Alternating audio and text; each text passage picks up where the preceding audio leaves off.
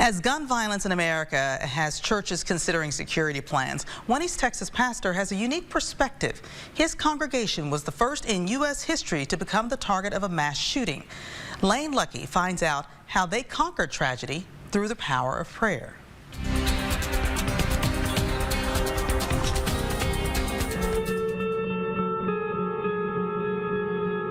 It was June 22nd, 1980.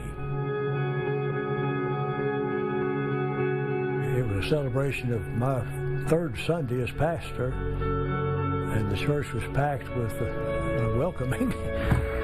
Norman Crisp has spent 4 decades dissecting an act of evil. I seldom missed a Sunday. His darkest day as a pastor started with him sick in bed. Then the phone rang. It was the chairman of deacons. He said, "Pastor, we need you bad. A gunman has entered the church and has killed some of our people." As he headed for First Baptist Church in Daingerfield, a gruesome scene had already played out. The first thing he did was shout, "This is war."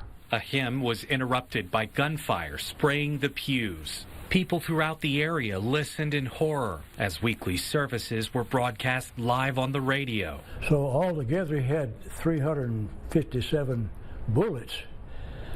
And the congregation at that time, we had over 300 people present that Sunday. So he had enough ammunition to wipe out the whole congregation. That was his intention. 5 people would die, including 2 heroes, the church members who tackled Alvin Lee King III.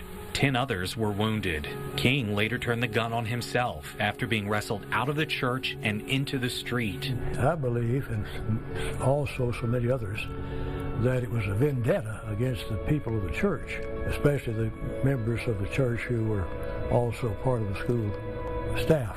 King was to stand trial the next day, accused of raping his daughter. The former math teacher reportedly asked several colleagues to serve as character witnesses.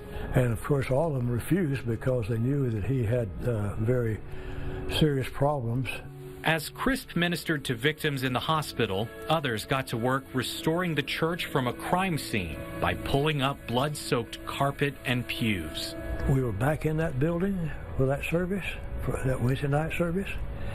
I preached on why trouble comes, and then we prayed, and then that next Sunday we had worship services there. While the community prayed for healing, the judicial process dragged on after King recovered from his gunshot wound. One newspaper report said the professed atheist had even found God behind bars. But 18 months later, he hanged himself in jail.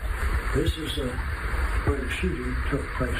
Brother Crisp looks back on his more than 14 years as pastor as a test of faith, a powerful but painful lesson about the gift of free will. That was his choice, but he only got so far, and God took over. So he didn't permit the man to go any further. There were men with their choices to lay down their lives to stop him. Their sacrifice has become a testament to the power of prayer. Crisp says his congregation chose triumph over tragedy.